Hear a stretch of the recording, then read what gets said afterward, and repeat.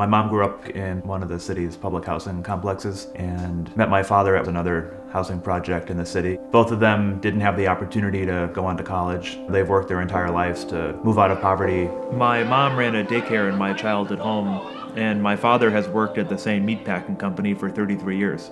My family has struggles that many families around this district have, whether it's Holyoke or Springfield or parts of the Berkshires that once relied on manufacturing, and the economy's changed. To the extent that we can show people that your member of Congress can be an incredibly powerful tool to improve your quality of life, to improve your community, is something that needs to be reminded to every single person in every single city and town in this district.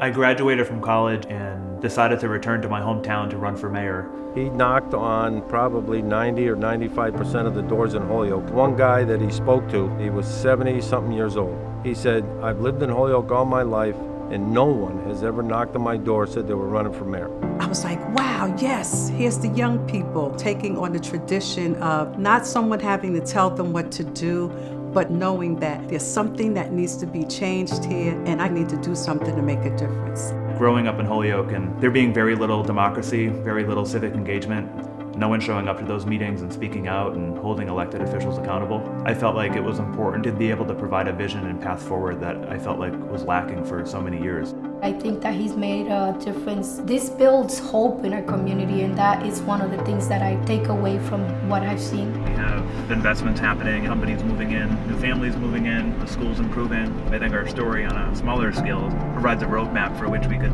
look at the challenges in other places.